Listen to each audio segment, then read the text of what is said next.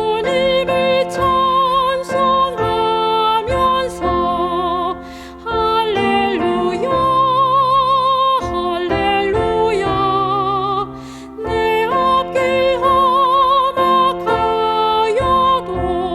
나 주님만 따라가리. 그 두려움이 변하여 내 기도 되었고 전날의 한숨 변하여 내 노래 되었네. 주님을 찬송하면서 할렐루야 할렐루야 내 앞길 험악하여도 나 주님만 따라가리. 내 주는 자비하셔서 늘 함께 계시고 내 궁핍함을 아시고 늘 채워주시네. 주님을 찬송하면서 할렐루야 할렐루야 내 앞길 험악하여도 나 주님만 따라가리. 내 주와 맺은 언약은 영불변하시니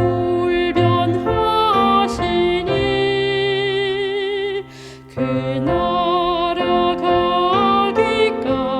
가기까지는 늘 보호하시네.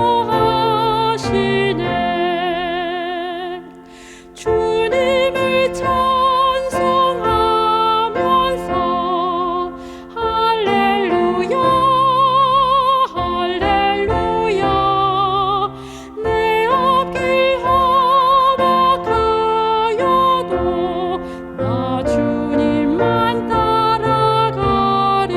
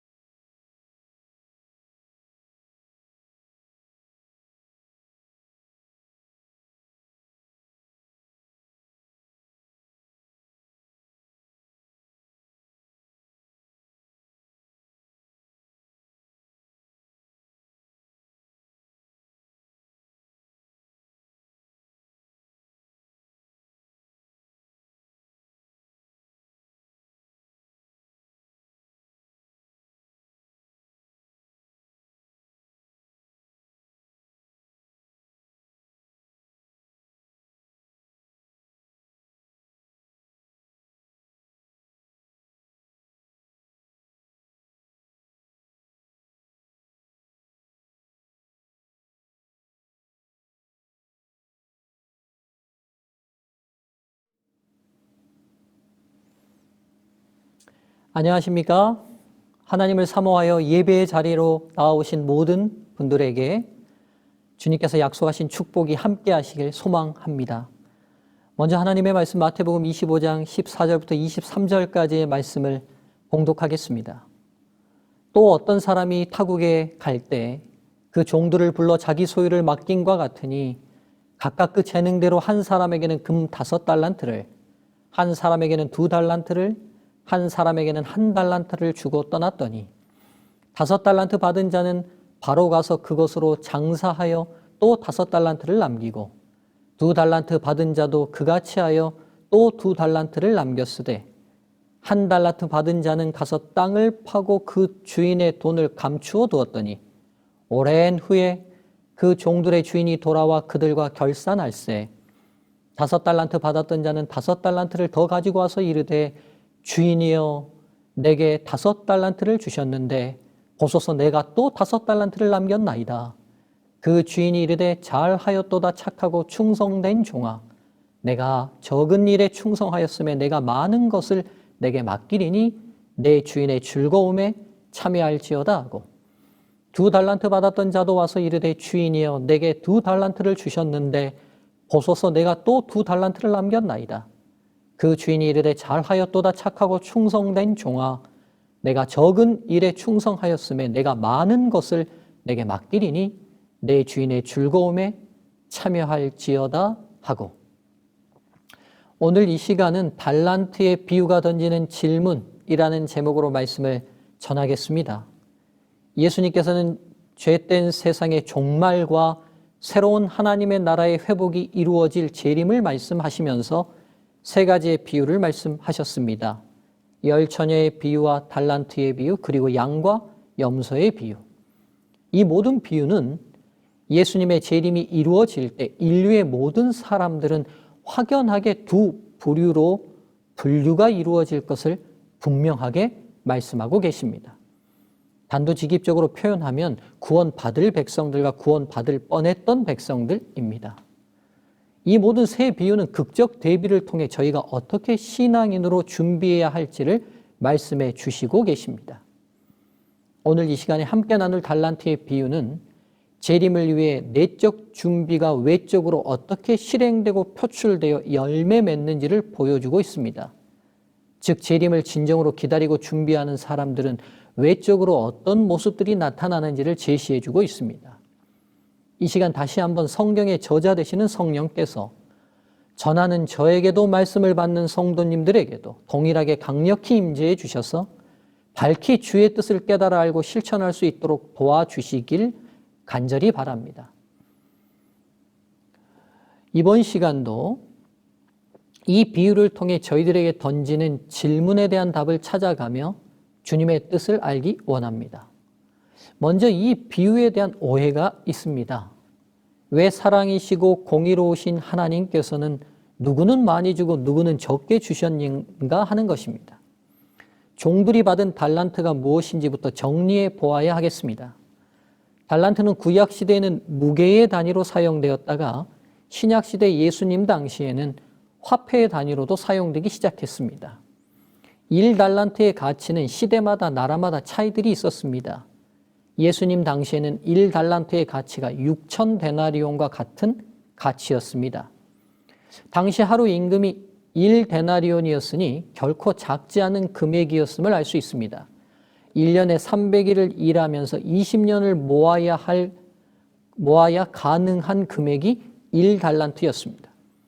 굳이 지금의 금액으로 전환해 보자면 연봉 5천만 원을 받는다면 20년 연봉이니 약 10억 원의 금액이 됩니다.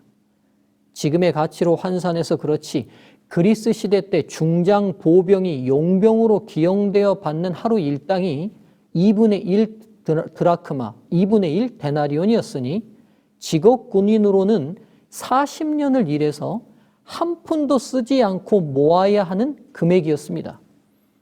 그래서 평범한 사람들은 평생을 살면서 거의 듣지 못했던 단위였으며 동시에 거의 사용되지 않는 화폐 단위였습니다. 그렇다면 과연 1달란트 받은, 1달란트 받은 종은 정말 작게 받은 것입니까? 당시에 어떤 주인이 종에게 이런 거금을 맡길 수 있겠습니까? 결코 적은 금액이 아닙니다. 그가 5달란트와 2달란트를 받은 다른 두 종과 상대적으로 비교했을 때 작게 받은 것뿐이지 당시에 수없이 많은 다른 종들과 비교했다면 결코 자신은 작게 받았다고 불만할 수 없습니다. 그렇지만 왜 주인은 상대적으로 다른 금액들을 종들에게 나눠주었을까요? 15절이 그 답을 제공합니다. 각각 그 재능대로. 이 주인은 종의 자질을 정확히 파악하고 있었음을 알 수 있습니다. 사람의 인격과 자질을 능가하는 재물은 화가 되었으면 되었지 결코 축복이 되는 것이 아닙니다. 돈 자체가 축복이지 않습니다. 그것을 어떻게 활용하느냐에 따라 축복이 될 수도 있고 저주가 될 수도 있습니다. 인간이 가진 모든 재능도 마찬가지입니다. 그 재능의 많고 적음이 성공과 실패를 부르는 것이 아닙니다. 그 재능을 사용하는 그 사람의 인격과 자질에 따라 축복이 되기도 하고 저주가 되기도 합니다. 여기서 한 탁월했던 인물을 소개해 보려 합니다. 그가 누구인지 한번 맞춰보시죠. 15살에 수도원장이 되었고 16살에 법학 박사가 되었습니다. 그리고 의학, 수학, 화학계에 박식했고 특히 18세기 사람으론 드물게 통계학에 능통해서 프랑스 국영 복권의 조직을 위탁받기도 합니다.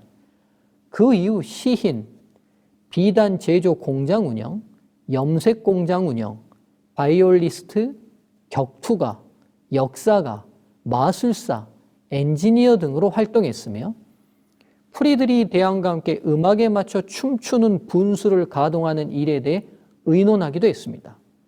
또한 5만 가지 부분에 대한 저서도 무척 많이 남겨서 후대에 그의 서적을 연구하는 그의 이름을 딴 연구회까지 만들어졌습니다. 바로 이 탁월했던 인물이 누구일까요? 세기의 바람두기로 유명한 카사노바입니다. 도리어 이 사람에게는 많은 재능이 자신뿐 아니라 그와 접촉한 사람들에게 화가 되었습니다. 그래서 하나님께서는 저희들에게 달란트를 허락하실 때 공장에서 인형을 만드시는 것처럼 분배하지 않으십니다. 우리의 인격과 자질을 아시기에 가장 적합한 분량대로 부여하십니다. 그것이 하나님과 성경의 공리입니다. 이제 이 비유가 저희들을 안내하고자 하는 질문으로 나아가겠습니다. 첫 번째, 재림을 준비하는 시기 동안 왜 예수님은 자신을 주인으로 우리를 종으로 설정한 비유를 드셨을까입니다. 이 비유는 예수님 자신을 주인으로 비유하십니다. 그리고 그분이 십자가의 죽음과 부활로 부활하신 이후 승천하시고 다시 이 땅에 재림하실 때까지의 기간을 주인이 타국에 가는 기간으로 묘사합니다. 그리고 이 기간 동안에 예수님을 구주로 받아들인 하나님의 백성들 그리고 나아가 모든 인류를 집주인의 소유를 위탁받은 종으로 묘사하고 있습니다. 이 비유의 설정은 분명한 두 가지 개념을 저희들에게 확고히 하고 있습니다. 첫째, 저희가 인정하든지 하지 않든지 관계없이 우리 자신의 생명과 모든 것의 소유권이 하나님께 있음을 분명히 하고 있습니다. 제가 옷을 입고 있습니다. 이 옷 누구 것입니까? 목사님 거라고 말하실지 모르겠습니다. 이 성경은 누구 것입니까? 라고 제가 물어본다면 여러분들은 또 목사님 거라고 말하실지 모르겠습니다. 그러나 정말 이것이 제 것이 맞습니까? 가시적으로 눈에 보이는 대로는 이것이 제 소유로 있는 것처럼 보일 뿐이지요. 저는 어느 순간 죽게 됩니다. 그렇다면 이것은 다 누구의 것입니까? 그렇습니다. 누군가의 것이 될 것입니다. 저희가 인생을 살면서 착각 속에 빠지는 것이 소유의 문제입니다. 이것은 확실히 내 것이라고 말할 수 있는 것이 있습니까? 아무것도 없습니다. 언제나 저희가 소유했다고 생각한 모든 것은 정해진 기간이 있습니다. 저희가 살아있을 때뿐입니다. 더욱 근본적으로 저희의 생명 또한 저희의 것이 아닙니다. 생각해 보십시오. 내가 내 생명의 소유권이 있다면 제가 태어나고 싶은 시간에 태어날 수 있어야 합니다. 제가 이제 생을 정리하고 싶은 시간에 정리할 수 있어야 합니다. 그러나 저희의 생명조차 저희가 어떻게 할 수 없는 손에 의해서 시작되었고 맞춰지게 됩니다. 아무리 더 살고 싶어도 아무리 생을 마감하고 싶어도 저희가 어떤 결정도 저희가 어떤 선택도 할 수 없는 절대적 힘이 있습니다. 그렇습니다. 저희의 생명을 비롯한 저희가 누리는 모든 것 중 저희의 것이라고 단언할 수 있는 것은 하나도 없습니다. 잠시 저희의 생명이 존재하는 동안 어느 일정 기간 사용할 수 있는 사용권이 부여되어 있을 뿐입니다. 하나님께서는 이 땅의 모든 존재들에게 이 사실을 분명히 하십니다. 만드신 창조주 하나님께서 저희에게 부여해 주신 것입니다. 저희가 죄로 사탄에게 넘어갔던 저희의 생명과 이 세상의 소유권을 십자가의 희생을 통해 다시 찾으신 하나님께서는 다시 저희에게 이 모든 소유권에 대한 사용권을 부여해 주셨습니다. 그리고 그 사용권을 어떻게 사용하는지를 통해 저희들의 최종적 구원이 결정되는 것입니다. 진정한 그리스도인들은 이 사실을 인정하는 것에서부터 그 신앙의 첫 발자국을 떼야 합니다. 저희 생명을 비롯한 모든 것의 소유권자는 하나님이시며 저희에게는 사용권이 부여되었습니다. 무엇인가를 얻어서 혹시 자신감이 충만한 성도님들이 계십니까? 잠시 하나님께서 저희들에게 위탁하시고 사용권을 부여하셨음을 인식하시고 하나님 뜻에 합당한 방식으로 바르게 사용하시는 재림 성도로 서시길 축복합니다. 무엇인가를 잃어서 혹시 낙심하신 성도님들이 계십니까? 잠시 하나님께서 저희들에게 위탁하신 사용권을 회수하신 것이니 여러분의 소유를 잃어버린 것처럼 너무 슬퍼하거나 좌절하시지 마시길 바랍니다. 가로되 내가 못해서 적신이 나왔사온즉 또한 적신이 그리로 돌아가올지라 주신 자도 여호와시오 취하신 자도 여호와시오니 여호와의 이름이 찬송을 받으실지니이다 하고 욥의 이 고백이 저희 신앙의 든든한 기초를 이루게 되길 간절히 소망합니다. 이 비유가 설정한 분명한 두 번째 개념은 재림은 분주히 일하면서 기다리는 것입니다. 종은 가만히 서 있는 존재거나 가만히 앉아 있는 존재가 아닙니다. 종은 주인을 위해 분주히 일하는 사람의 대명사입니다. 그렇습니다. 재림은 대기하면서 기다리는 것이 아닙니다. 깨어 있으라는 말씀은 정신 차리고 앉아 있으라는 말씀이 아닌 것입니다. 주 만나기를 예비하라는 말씀은 목욕 깨끗이 하고 옷 잘 차려입고 의자에 앉아 있으라는 말씀이 아닌 것입니다. 예수님 당시에 종이 얼마나 주인을 위해 분주히 활동했는지를 보고 그들처럼 움직이면서 준비하고 기다리라는 것입니다. 실물교훈 325쪽 다음으로 그는 그의 재림을 기다리는 것이 무엇을 의미하는지를 보여주셨는데 그것은 무료하게 기다리는 일로 시간을 보낼 것이 아니라 부지런히 일하면서 시간을 보내라는 것이었다. 이러한 교훈을 달란트의 비유로서 가르쳐 주셨다. 이 비유를 통해 저희에게 주어진 중요한 두 번째 질문은 바로 이것입니다. 충실한 종과 불충실한 종은 어떻게 다른 열매를 맺었을까? 어디서 그런 차이가 시작되었을까? 충실한 종, 불충실한 종은 주인을 대하는 태도를 통해 주인을 보는 인식의 차이가 있음을 확인할 수 있습니다. 먼저 왜 충실한 종들은 주인이 준 달란트를 가지고 주인이 없는 동안 이렇게 주인을 위해 애쓰고 노력하여 또 다른 달란트를 남겼을까요? 자신의 것이 아님에도 불구하고 자신의 것처럼 이렇게 최선을 다할 수 있었을까요? 성경이 허락하는 범위 안에서 한번 생각해 보겠습니다. 이 충성된 종들은 거액의 달란트를 받고 받은 거액만큼 달란트를 남겼습니다. 동서고금을 통해 사업에 성공하는 일은 열정과 헌신을 다해야 하는 일입니다. 사업은 결코 쉬운 일이 아닙니다. 이런 결과를 통해 이 충성된 종들이 얼마나 열정적으로 사업에 매진했는지를 알 수 있습니다. 이 충성된 종들의 이런 헌신의 원인은 주인과의 관계와 밀접한 연관이 있음을 알 수 있습니다. 이 충성된 종들에게 주인은 어떤 존재인지 먼저 이 주인을 살펴보아야 합니다. 과연 여러분, 어떤 주인이 자신들의 종에게 자신이 없는 동안 자신의 재산 중 거액인 50억, 20억, 10억만큼의 가치 있는 재물을 맡길 수 있을까요? 이 돈을 가지고 종들이 도망가면 어떻게 하죠? 혹은 이 돈을 가지고 종들이 사업하다가 망한다면 이 종들은 손해를 담보할 어떤 것도 가지고 있지 않는 존재라서 고스란히 주인이 손해를 받을 수밖에 없지 않습니까? 그런데도 이 주인이 종들에게 거액의 돈을 맡길 수 있었던 이유가 무엇입니까? 이 주인은 이 종들을 자신의 사업의 파트너로 생각했다는 것을 알 수 있습니다. 이번엔 내가 밀어줄 테니 사업 한번 해봐. 드라마의 한 장면처럼 이렇게 말했다면 이것은 그 사람을 부리는 사람으로 생각한 것이 아니라 내 사업의 정식 파트너로 인정하고 생각하고 있다는 표현 아닙니까? 사업 파트너로 인정하고 거액을 밀어준다는 것은 신뢰 없이 사랑 없이는 불가능합니다. 이 주인은 이 종들을 종으로 인식하고 있지 않습니다. 무한한 신뢰와 사랑으로 자신의 동업자로 대우해주고 있는 것입니다.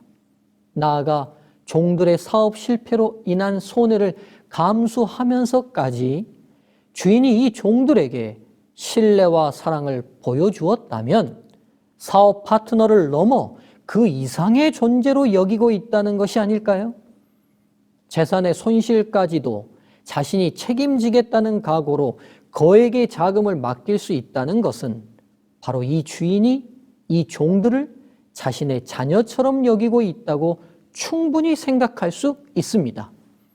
또 한편 이런 신뢰와 사랑을 기반으로 아들처럼 생각하는 이 종들이 이 사업에 성공한다면 자신의 후계자로 세우겠다는 표현까지 내포되어 있었던 것일 겁니다.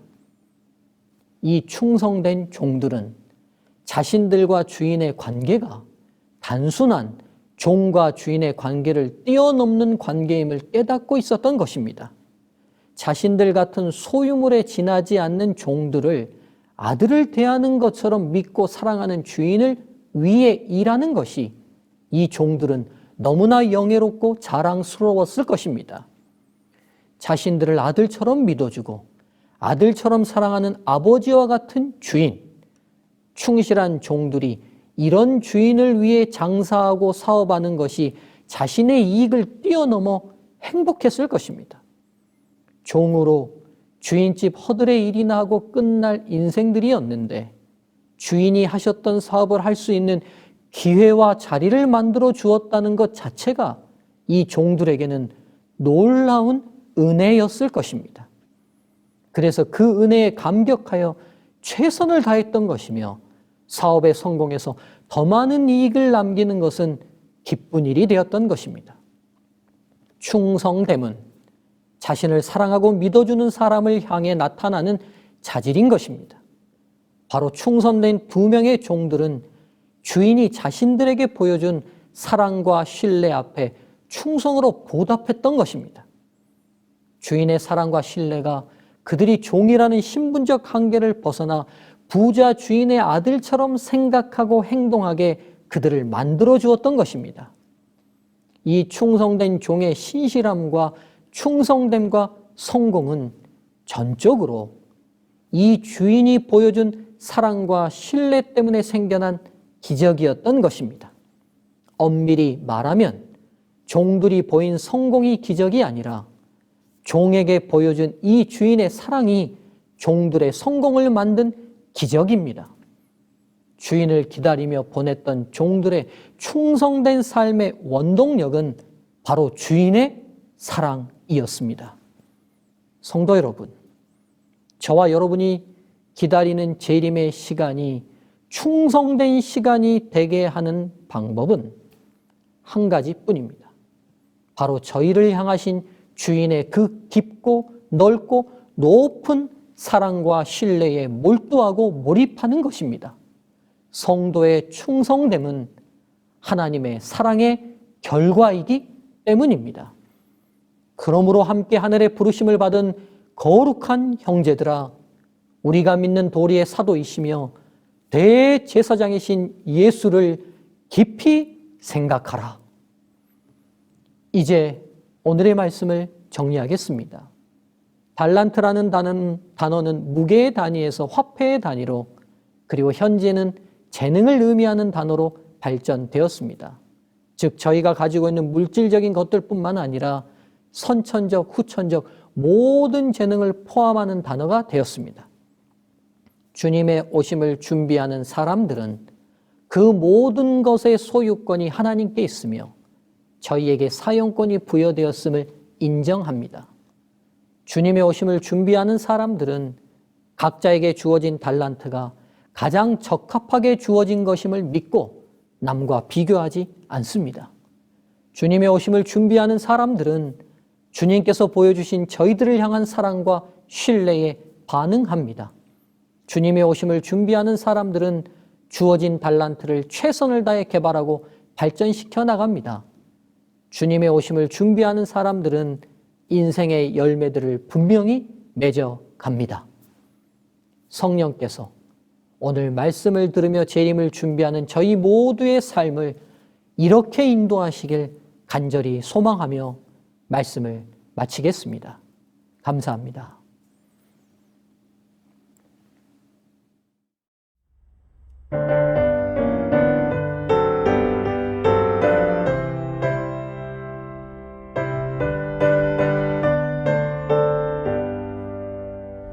주님 오시는 그날이 언제일지 주님 뵙는 그날 나는 확실히 몰라. 지금 주님은 하늘 위 지성소에서 내 죄 위에 중보하네. 그 휘장이 고치는 날 이 땅으로 오시겠네. 그때 찬란히 빛나는 주님의 영광 나 그곳에 참여하리. 하늘 천사들 청한 찬미 소리 죄악 세상에서 비록 듣지 못하나 주님 지성소 나오게 되는 그날에 그 노래를 들으리라.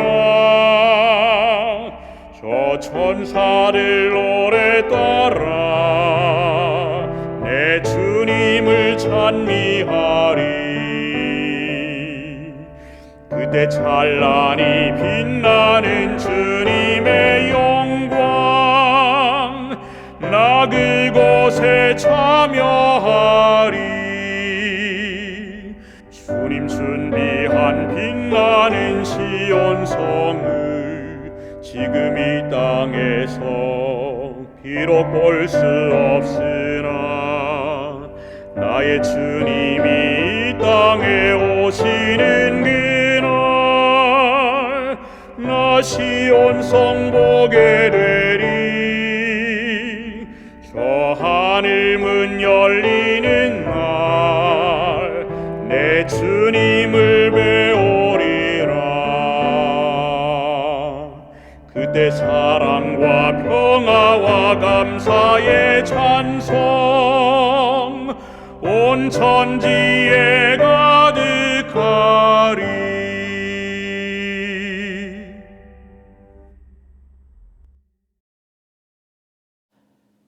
은혜로우신 하나님, 오늘도 우리에게 말씀해 주셔서 감사합니다. 우리의 충성됨이 우리 안에 있지 않음을 고백합니다.